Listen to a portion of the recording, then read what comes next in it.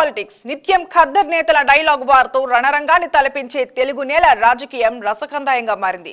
సై అంటే సై అనే రేంజ్ లో సాగుతున్న పొలిటికల్ దంగల్పై ఒలుక్కేద్దాం.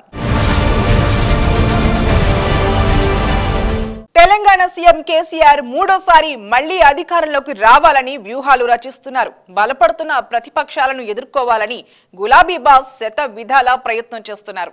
ఇదే సమయంలో బండి సంజయ్ రేవంత్ రెడ్డి మార్గాన్ని సుగమం చేస్తున్నారు. పాదయాత్రల పేరుతో ప్రజాక్షేత్రంలోకి వెళుతున్న ప్రతిపక్షాలు చేస్తున్న వ్యాఖ్యలు వారికే తలనొప్పులు తెస్తున్నాయి. దీంతో బీఆర్ఎస్ పై జనాల వ్యతిరేకత అటుంచితే ఆయా ప్రతిపక్ష పార్టీలలోనే విచిత్రమైన పరిస్థితులు చోటు చేసుకుంటున్నాయి.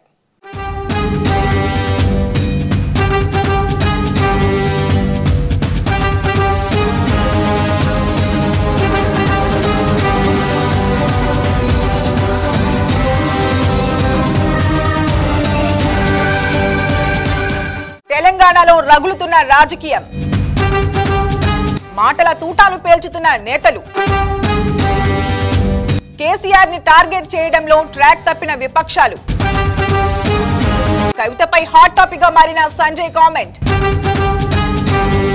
రేవంత్ కి తలనొప్పి తెచ్చిన అమ్ముడు మాట, కేసీఆర్ కి కలిసొస్తున్న ప్రతిపక్షాల పంచాయతీ.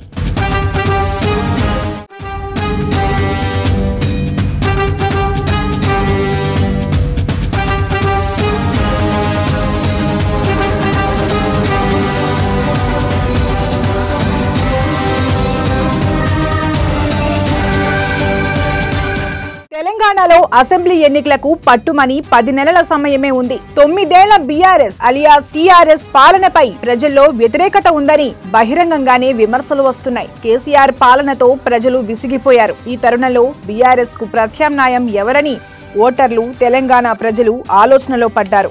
ఇదే సమయంలో బలం పుంజుకోవాల్సిన విపక్షాలు కేసీఆర్ కే అస్త్రాలు ఇస్తున్నాయనేది మరో వాదన వినిపిస్తోంది. బీజేపీ, కాంగ్రెస్ అధ్యక్షులు బండి సంజయ్, రేవంత్ రెడ్డి బీఆర్ఎస్ బలం పుంజుకునేలా ప్రవర్తిస్తున్నారట.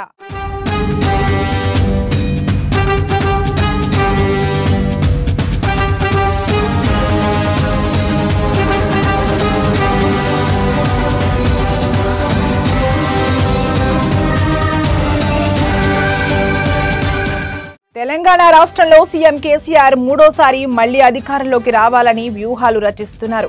ఎలాగైనా సరే హ్యాట్రిక్ పట్టాల్సిందేనని కంకణం కట్టుకున్నారు. తెలంగాణ రాష్ట్రంలో బలపడుతున్న ప్రతిపక్ష పార్టీలను ధీటుగా ఎదుర్కోవాలని ప్రయత్నం చేస్తున్న కేసీఆర్ కు బీజేపీ రాష్ట్ర అధ్యక్షుడు బండి సంజయ్, టీపీసీసీ చీఫ్ రేవంత్ రెడ్డి మార్గాన్ని సుగమం చేస్తున్నారు. వివిధ కార్యక్రమాలతో పాదయాత్రల పేరుతో ప్రజాక్షేత్రంలోకి వెళుతున్న వారు ఆవేశంలో చేస్తున్న వ్యాఖ్యలతో బీఆర్ఎస్ పై జనాల వ్యతిరేకత అటుంచి ఆయా ప్రతిపక్ష పార్టీలనే వ్యతిరేకించే పరిస్థితి ఏర్పడుతోంది. విపక్షాల తీరు ఇలాగే ఉంటే కేసీఆర్ హ్యాట్రిక్ ఖాయమంటున్నారు రాజకీయ విశ్లేషకులు.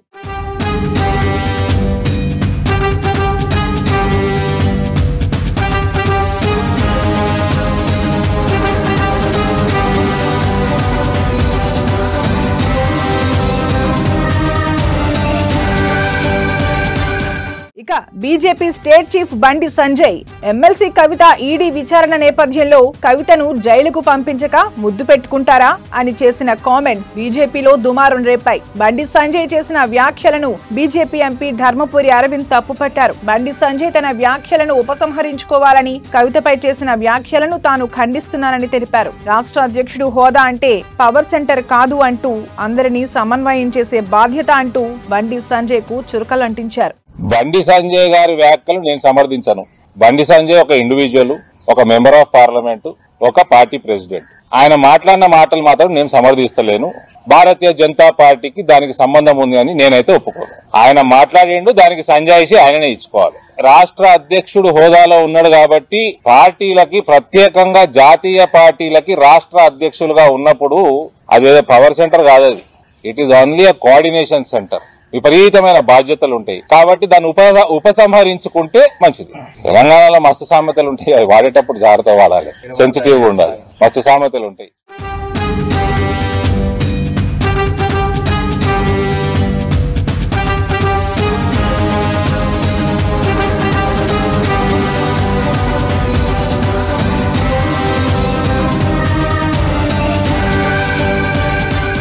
నిన్నటి వరకు దోస్త్ మేరా దోస్త్ అనుకున్నా తాజాగా వారిద్దరి వివాదం బయటపడింది. దీంతో బండి సంజయ్, ధర్మపురి అరవింద్ మధ్య చోటు చేసుకున్న అంతర్గత వివాదాలు అందరికీ బహిర్గతమయ్యాయి. అయితే బండి సంజయ్ కి ఎమ్మెల్యే రాజా సింగ్ మాత్రం ఫుల్ మార్కులు వేశారు. సంజయ్ వ్యాఖ్యల్లో ఎలాంటి తప్పు లేదని చెప్పారు. దీంతో కమలనాథుల్లోనూ గ్రూప్ రాజకీయాలు ఉన్నాయన్న వార్త ఇప్పుడు తెలంగాణ రాష్ట్ర వ్యాప్తంగా చక్కర్లు కొడుతుంది. ఇది కేసీఆర్ కు బీఆర్ఎస్ పార్టీకి కలిసి వచ్చే అంశంగా మారింది. ఇదే ఆయుధాన్ని కేసీఆర్ ఎలా వాడుతారు అనేది ఇక్కడ హాట్ టాపిక్.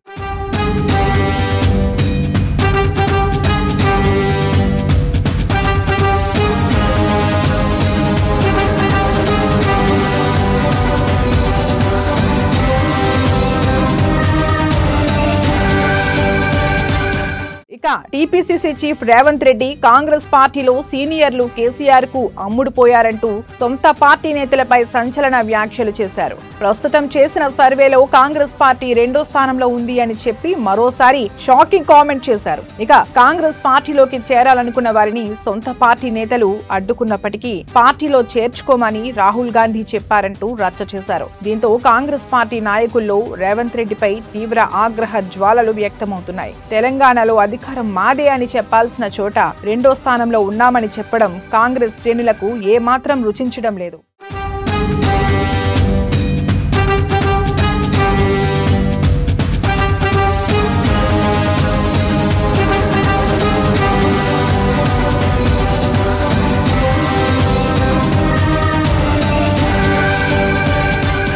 ప్రజాక్షేత్రంలోకి వెళ్లి ప్రజల సమస్యలను నేరుగా తెలుసుకుని వారికి భరోసానిచ్చి వచ్చే ఎన్నికలలో బలంగా ప్రజల్లోకి వెళ్లాల్సిన బీజేపీ, కాంగ్రెస్ పార్టీల రాష్ట్ర అధ్యక్షులు మాట్లాడుతున్న మాటలతోనే ఇప్పుడు వారికి కష్టాలు వచ్చి పడ్డాయి. ఇప్పటికే సొంత పార్టీలో ఎదురీదుతున్న రేవంత్ రెడ్డి తాజాగా మరోమారు చేసిన వ్యాఖ్యలతో ముందు సొంత పార్టీ నేతల నుంచి మరింత ప్రతిఘటన ఎదుర్కోవాల్సి వస్తుందని అభిప్రాయం వ్యక్తమవుతోంది.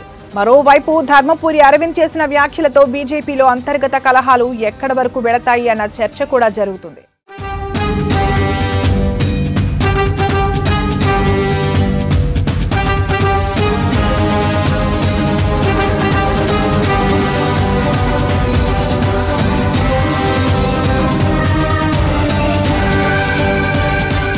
విపక్షాలు అంతర్గత కలహాలతో సతమతమవుతుండటంతో సీఎం కేసీఆర్ పని మరింత సులువవుతుందన్న అభిప్రాయం వ్యక్తమవుతోంది. ప్రతిపక్షాలు ఐక్యంగా బలంగా ముందుకు వెళితే వచ్చే ఎన్నికల్లో కేసీఆర్, బీఆర్ఎస్ పార్టీ పెద్ద పోరాటమే చేయాల్సి వస్తుంది. అలా కాకుండా ప్రతిపక్షాలలో అంతర్గత కుంపట్లు ఉంటే కేసీఆర్ కు అవే మరోమారు అధికారం కట్టబెడతాయి. కాగల కార్యం గంధర్వులే తీర్చినట్టు కేసీఆర్ పనిని బండి సంజయ్, రేవంత్ రెడ్డి సులువు చేసేయడం చర్చనీయాంశమవుతుంది.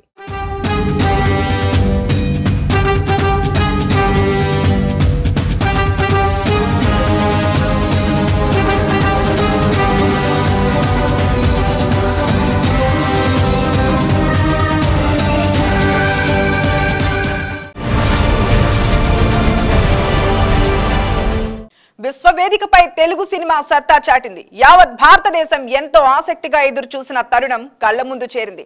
కోట్లాది మంది ప్రజల కోరిక నెరవేరింది. జక్కన్న సృష్టించిన ఆర్ఆర్ఆర్ చిత్రంలోని నాటు నాటు సాంగ్ ఆస్కార్ కైవసం చేసుకుంది. ఇదే సమయంలో ఈ సినిమాపై రాజకీయ నీట పడింది. బీజేపీ, బీఆర్ఎస్ మధ్య మాటల యుద్ధానికి RRR ఆస్కార్ వేదిక అయింది. ఫ్రీడమ్ ఫైటర్స్ మెసేజ్ ఉన్న ఫిలింపై ఎందుకీ కక్ష అని తలసాని బహిరంగంగానే నోటికి పని చెప్పారు. మొత్తంగా తలసాని పెట్టిన మంటపై మంత్రి కేటీఆర్ మరింత పెట్రోల్ పోశారు. మరి ఈ మాటల యుద్ధం ఇంతటితో ముగుస్తుందో లేదో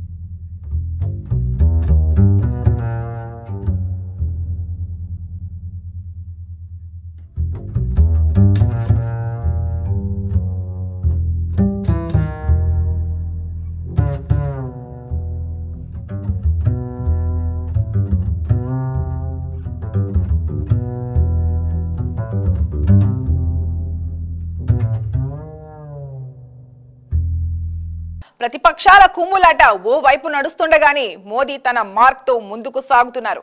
ప్రతిపక్షాలు ఎన్ని ఆరోపణలు చేసినా దేశంలో నరేంద్రుడి బ్రాండ్ ముందు చిన్నబోయాయి. ఇప్పటికిప్పుడు దేశవ్యాప్తంగా ఎన్నికలు నిర్వహిస్తే ప్రజలు మోదీకే పట్టం కడతారని తెలుస్తోంది.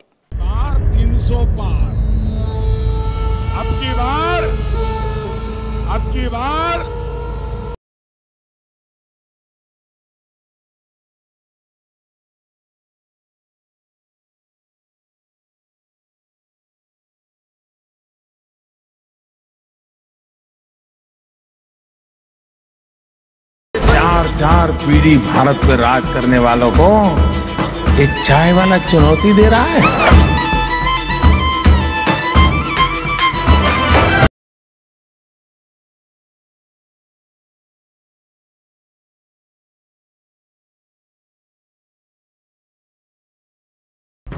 దేశంలో మోదీ మేనియా, మూడోసారి నరేంద్రుడికే పగ్గాలు. ప్రజల్లో మోదీకి తగ్గని చరిష్మా, రెండు రాష్ట్రాల్లోనే ఆ ప్రభావం. బెంగాల్లో ఒంటరిగానే మమత పోటీ, పొత్తులపై ఎటూ తేల్చని కాంగ్రెస్. మోదీ హ్యాట్రిక్ పక్కా అంటున్న సర్వేలు.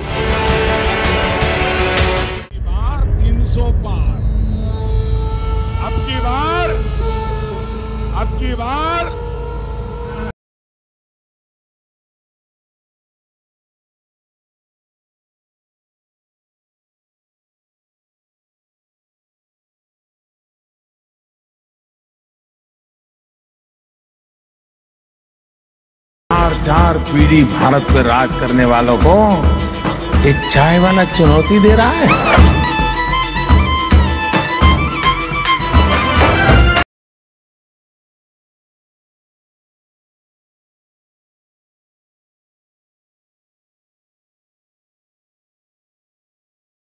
ఇండియాలో ఇప్పుడు ట్రెండింగ్ పార్టీ ట్రెండ్ ని ఫాలో అవడం కాదు, తిరుగులేని విక్టరీతో ట్రెండ్ ని సెట్ చేసింది మోదీ టీం. 5 ఏళ్లు మిత్రపక్షాల మద్దతుతో పాలన, తర్వాత 303 లోక్సభ స్థానాల్లో ఘన విజయం, తిరుగులేని మెజార్టీతో 4 ఏళ్ల పాలన, మొత్తంగా 9 ఏళ్లు పూర్తయింది. కానీ ఆయన చరిష్మా ప్రజల్లో ఏమాత్రం తగ్గలేదు. ఆయన కాకుంటే ఎవరు అన్న ఆలోచనే ప్రజల్లో కలగడం లేదు. ఆయనే ప్రధాని నరేంద్ర మోదీ.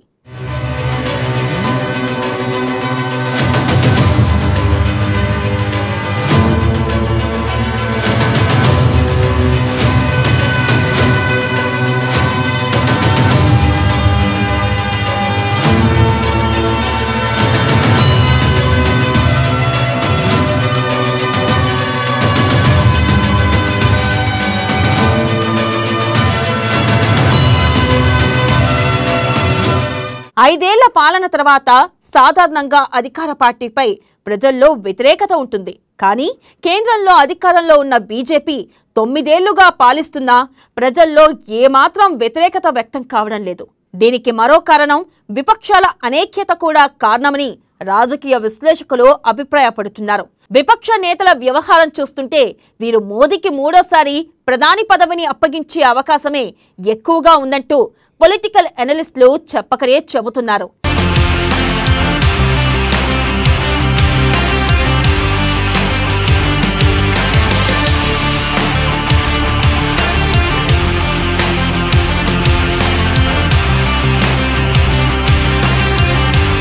ఇప్పటికే 2024 ఎన్నికల క్యాంపెయిన్ ప్రారంభించిన ఆప్ అధినేత అరవింద్ కేజ్రీవాల్ భారత్ను అగ్రదేశంగా తీర్చిదిద్దడమే తన లక్ష్యమని చెబుతూ దూకుడు చూపిస్తున్నారు.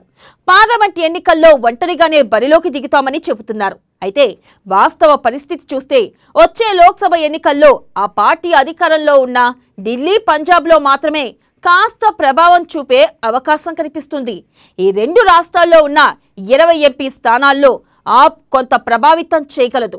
ఇక కాంగ్రెస్ తో జట్టు కాకుండా పోటీ చేస్తే బీజేపీ వ్యతిరేక ఓట్లు చీలి కొన్ని కాంగ్రెస్, మరికొన్ని ఆప్ కు పడతాయి. ఫలితంగా బీజేపీకే లాభం చేకూరుతుంది.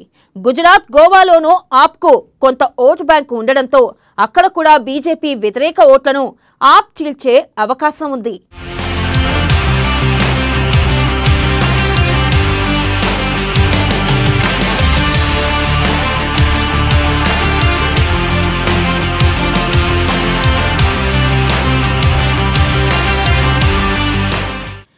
ఇటీవల జరిగిన 3 ఈశాన్య రాష్ట్రాల అసెంబ్లీ ఎన్నికల ఫలితాలు వచ్చాయి. వాటితో పాటే బెంగాల్లోని ఓ అసెంబ్లీ స్థానం సహా ఇతర రాష్ట్రాల్లోని 6 స్థానాల ఉప ఎన్నికలు జరిగాయి. బెంగాల్లోని ఉప ఎన్నికల్లో టీఎంసీపై కాంగ్రెస్ ఘన విజయం సాధించింది. దీంతో 2024 ఎన్నికల్లో టీఎంసీ ఒంటరిగా పోటీ చేస్తుందని దీదీ చెబుతున్నారు. కానీ ఎన్నికల నాటికి కాంగ్రెస్ తోనే కలిసి వెళ్తుందని తెలుస్తుంది. టీఎంసీ చీఫ్ మమత బెంగాల్లో 3 సార్లు అధికారంలోకి వచ్చారు. బెంగాల్లో 42 లోక్సభ స్థానాలు ఉన్నాయి. ప్రస్తుతం టీఎంసీకి 20 మంది ఎంపీలు ఉన్నారు. వచ్చే ఎన్నికల్లో ఏ పార్టీతోనూ పొత్తు పెట్టుకోకుండా టీఎంసీ పోటీ చేస్తే మోదీ వ్యతిరేక ఓట్లు చీలడం ఖాయం. ఫలితంగానే బీజేపీకే లాభం. మమత, కేజ్రీవాల్, కాంగ్రెస్ కలిసి పోటీ చేస్తే బీజేపీకి కాస్త నష్టం జరిగే అవకాశం ఉంది.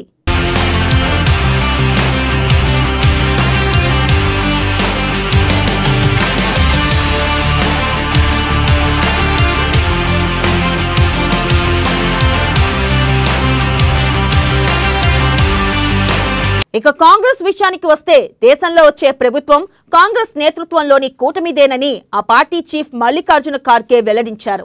కానీ కాంగ్రెస్ ఏ పార్టీలకు నాయకత్వం వహిస్తుందన్నది ఇంకా తేలలేదు. నేషనల్ హెరాల్డ్ కేసులో రాహుల్, సోనియా గాంధీని దర్యాప్తు సంస్థలు ప్రశ్నించాయి. అప్పుడు ఆప్ స్పందించలేదు. తాజాగా సిసోడియాను లిక్కర్ స్కామ్ కేసులో సిబిఐ అరెస్ట్ చేసింది. దీనిని కాంగ్రెస్ ఖండించలేదు. దీంతో ఆప్ కాంగ్రెస్ పొత్తు కష్టమే అన్న అభిప్రాయం ఉంది. వివాదాలు సమసిపోవడానికి ఎవరూ చొరవ చూపడం లేదు.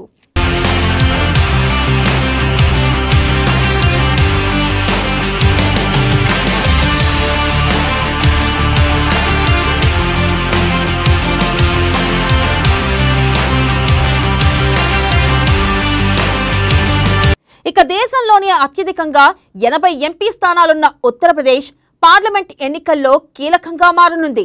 ముఖ్యమైన రాష్ట్రాల్లోనూ ప్రతిపక్షాలు ఏకం కావాల్సి ఉన్నా ఎస్పీ నేతలు మాత్రం కాంగ్రెస్ తో ఉన్నట్లు చెబుతున్నా సఖ్యత మాత్రం కనిపించడం లేదు.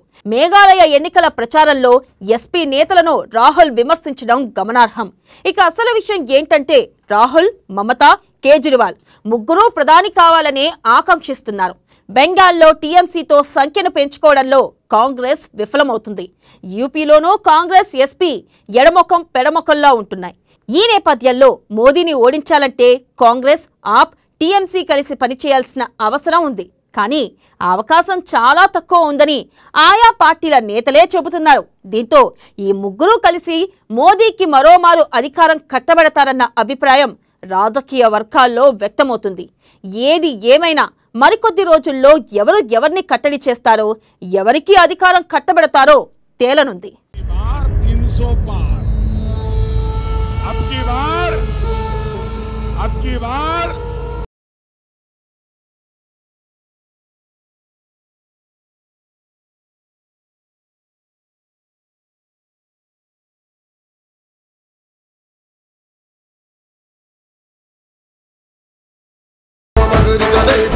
चार पीढ़ी भारत पे राज करने वालों को एक चाय वाला चुनौती दे रहा है।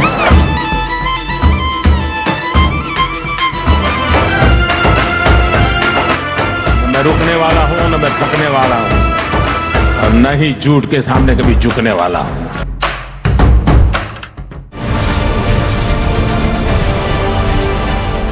ఇది ఈ రోజు బర్నింగ్ పాలిటిక్స్. మరిన్ని రాజకీయ విషయాలు రేపటి బర్నింగ్ పాలిటిక్స్ లో చూద్దాం.